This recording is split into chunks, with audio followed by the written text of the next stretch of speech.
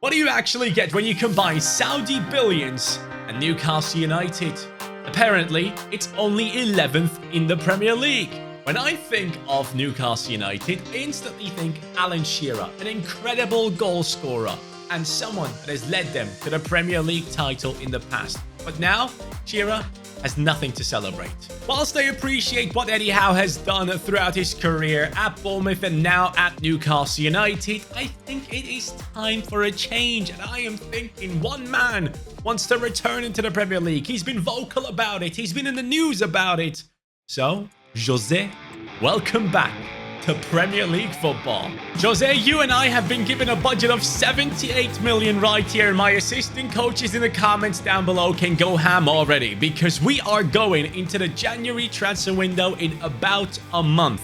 And that is where episode 2 will be starting. But so much to do right now. First of all, let's identify the top players in this team. And honestly, it's an incredible squad. We have Tonali at CDM, Guimaraes at the centre midfield, alongside Joelinton, a former striker at Hoffenheim, now turned midfielder. And for one season, he looked like one of the best midfielders in world football. Then on the left wing, we obviously have Anthony Gordon. And up top, Alexander Isak, Thierry Henry, reborn, some might say. And then defensively, two extremely talented fullbacks in Livramento and obviously Lewis Hall, with Dan Burns still part of the team, Fabian Schär holding it down with that lovely mustache of his, and then Pope coming in that goalkeeping position, backed up by incredible players like Wilson, Barnes, Willock, Longstaff, Target, Trippier, who just like 2 seasons ago was the best fullback in the world basically. And then we also had Kelly, Dubravka, Murphy, and look, don't take it too serious. I just mean like he was top 5. And he really, truly was. Ask all the people that played Fantasy Premier League. And as we go down, here the issue starts. Botman, who's an unreal centre-back, he's injured. Lascelles, the captain, injured. Kraft, injured. And up top, Alexander Isak is also injured. Let's find out how long these injuries are going to be. So Alexander Isak is only going to be gone for 2 weeks, it says, which I'm very happy about. And then we have Botman, who is out for 5 weeks. This guy's constantly injured, isn't he? That's how I'm feeling ever since he has joined. And then going down, Joelinton is obviously back. And going down a little bit further right here, we'll see that the captain, Lascelles, is currently out for another 2 months with an ACL injury. But I need to go ahead and turn things around here. And Jose Mourinho will be bringing in players to his liking. So what do I want in the comments down below? I want you to comment about players that should be joining this team who are a bit rough around the edges. Players that could be considered leaders. Players that can really take this team to the next level. Right wing is an open position for me to improve. Centre back, 100%. I am open to improve there. And then going into the rest of the team, I think there are plenty of positions that we could still swap out and improve as well. So go ahead, let me know in the comments down below. Let's look at the values of the top 4 players in our team. Alexander Isak, 58.5. Tonali, 53.5. Bruno, 47. Anthony Gordon, 37. If Newcastle was to sell these players, they probably would be able to bring in even more money than that. And all these 4 players are considered to be way above average. So I'm thinking we need to give ourselves some very, very interesting objectives right here. Because Newcastle United being in that 11th position and possibly finishing somewhere mid-table is not going to allow the Saudis to spend all their money that they would love to spend. The only thing that will allow them to do that is to bring in more revenue. How do you get more revenue? By going ahead and finishing the Champions League, by finishing Europa League or at least Conference League. But obviously, the Champions League is the massive goal we're setting for ourselves this season. Jose Mourinho just signed and the new manager bounces in. So, if we manage to qualify for Champions League football, none of those top 4 players will be sold. If we only qualify for Europa League or Conference League football, up to 3, but at least 2 of the players in that top 4 will be sold. They'll be moving on to Champions League clubs. Let's also get to know our team. Alexander Isak, 12 games, 5 goals, 2 assists, 7 goal contributions in 12 games is actually very good. We're looking at a ratio above 0.5 per game, and that is very good. Barnes, 14 games, 4 goals, 1 assist. Fabian Schär, probably from corner kicks again. 2 goals, Joelinton 2, Anthony Gordon. A bit lackluster, I must say. 2-1 in 14 games. But that just shows me Barnes actually needs to play in the right wing position over Almiron. There we go. Mourinho is being followed by the cameras. Jose Mario dos Santos Mourinho. He has now joined Newcastle United. I'm mad excited. And I need you guys in the comments down below to tell me where you think Newcastle United is going to finish this season. Is it going to be within the European spots, or will they disappoint massively and probably lose a bunch of their top players who might just be thinking, okay, this project ain't working. I need to go somewhere else. And by the way, we're playing Callum Wilson up top because obviously Isak is still injured. And in midfield, it is going to be Willock, who has proven many times that he can be a quality player, by the way. And against Liverpool, I remember, we got a 3-3 draw. So let's see if I can change reality. Well, it looks like I might not be able to because Mo Salah is through. Lewis Hall.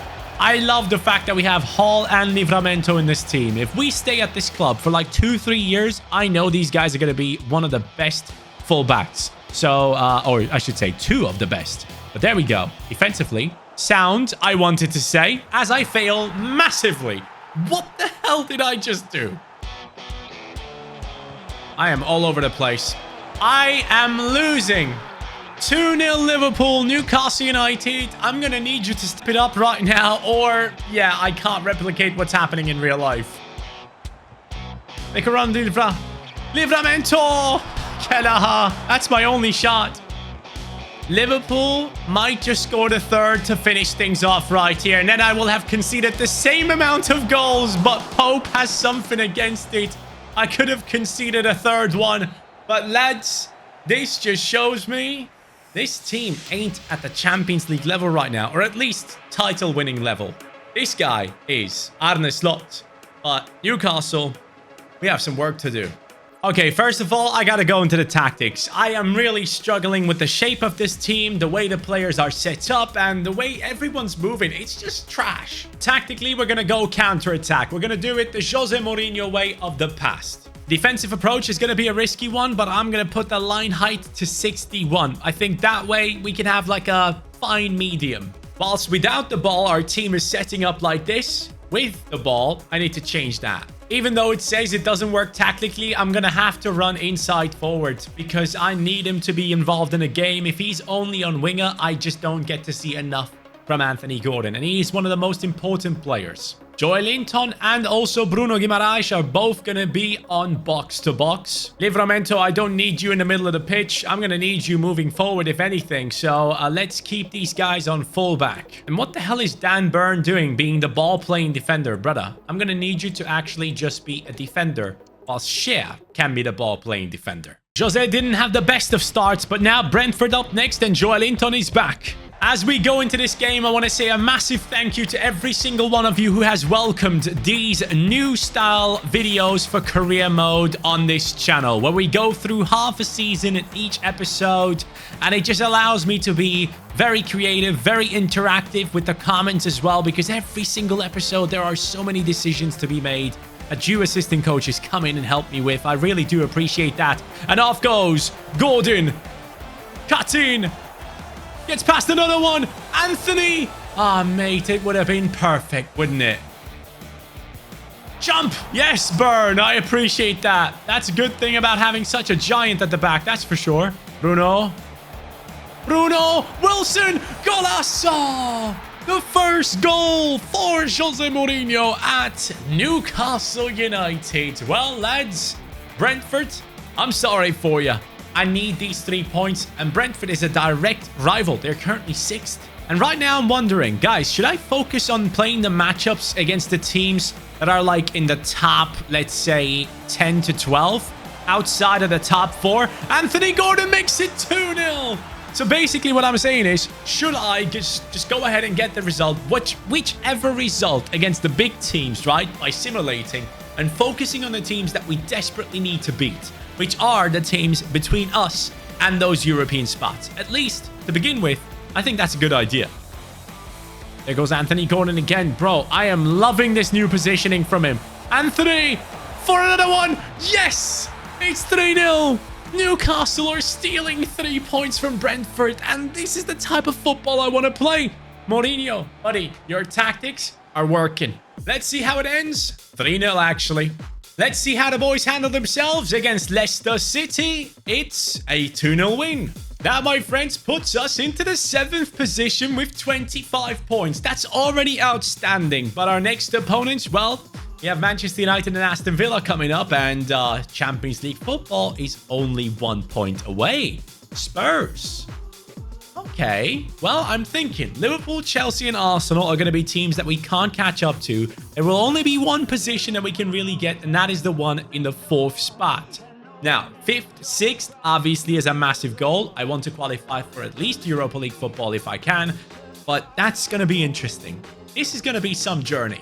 I cannot explain the joy that I'm feeling that Alexander Isak is back and Wilson is back onto the bench. Bro, I gotta say, Wilson's bad. Really bad in the game. I remember he used to have tons of pace at like Bournemouth, but those times are gone. Isak is back now. Finesse shot, rapid flair, first touch. Yep, he's class. Holy moly, so many contracts running out. Share extended. Then going down to Dan Burn. I think I'm going to keep him around for now, at least so I can sell him on next time. Lascelles, 31 years old. We'll obviously try and keep him. Dubravka, 35. But again, we can make a bunch of money with a bunch of these players. And obviously for Newcastle, it's very important to make money because, yeah, otherwise we don't get to spend it. Up next is Brentford. Again, this time in the Carabao Cup, and it's a 3-1 win. Ipswich Town, on the other hand, is that going to be another win? It is, 3-0. So now it's going to be Aston Villa up next. I'm actually mad surprised that we're winning these games so easily. Don't get me wrong, they are not like the toughest matchups, but Newcastle United for now in the 4th position ahead of Spurs, Nottingham Forest, Brighton. But the one team I'm scared of the most is obviously Manchester City. Am I going to be able to fend off Manchester City from taking over that 4th position or even Spurs? Because I know right now things might be going well, but it won't be like this all the time. Anthony Gordon, you've been on fire lately, and now it's time to play against Aston Villa. Good steal. Very good steal. Hall into Isak. Henry-esque finesse shot. Let's go. Isak is back from injury. And on paper, this team has 4 unbelievable players. Isak, Gordon, Tonali, Guimaraes. These are the leaders of the squad that I and Mourinho need to take this team into Champions League football. And once we get there, we can buy some incredible players that are on their level. Oh my god, lads, I can't. It's been 79 minutes and I'm nearly falling asleep. These guys have such high possession. It is actually 80% for them, 20% for me. Look at the map. Look at their map and what they're doing with the ball. They're just constantly playing it in the middle of the pitch from side to side. Look at my map. I'm pushing forward. I'm attacking every time I touch the ball. Yeah, you need to change this. Barnes is open. Isak in the middle. Is he a good one on the header? No, he doesn't need to head the ball. He can go for bicycle kicks. Gonna go backwards again. He's gonna go backwards too. Watch this. Oh my god. It's the 89th minute, lads. Show a bit of urgency. My god. Actually, no, don't. I'll take the 3 points. Thank you. Yeah, thanks. The annoying thing is, I don't get to show you much because I don't get to touch the freaking ball often enough to actually attack. 3-0. One of the most boring games I've ever played. And honestly, lads, I can't wait to play a big team that actually has the balls to attack me. Somehow, Manchester United is in a 15th position right now with 22 points. And they are our next opponent. If I lose this, that'd be typical. That man is on a mission. And that mission is to go ahead and score a bunch of goals at Old Trafford. Let's go then, lads. This kit is an interesting one, by the way. Nice colors. Anthony did not just do that against me. No. Oh my god.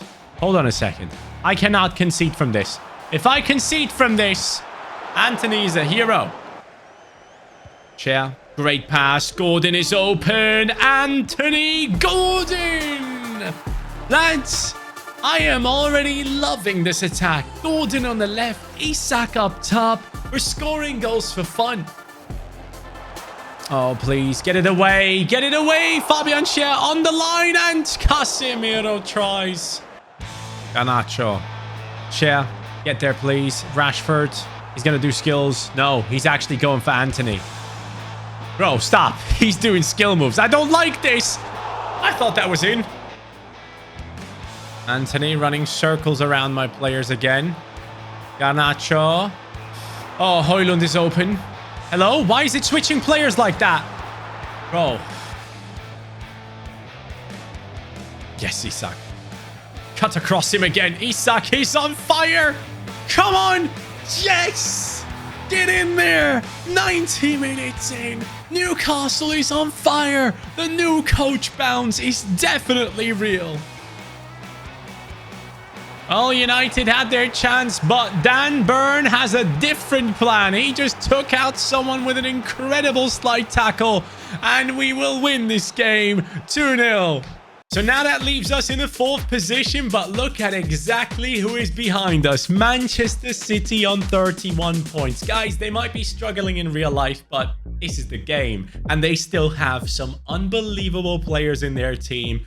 And it's going to be a proper battle to hold on to that 4th position. And up next is actually Spurs in that 7th position. However, the game against Spurs will be happening on the 4th of January, which means we will be focusing on more important things right now. Obviously, yes, the transfer market. 71 million in the budget, and I need to know what needs to happen for this team to get even stronger and to be able to compete against Manchester City for that 4th position and Champions League football, and also for the survival of 2 of these top 4 players. And when I look into this team, I'm thinking I want a new right wing. No, nothing against Barnes, but I think he needs to be a backup.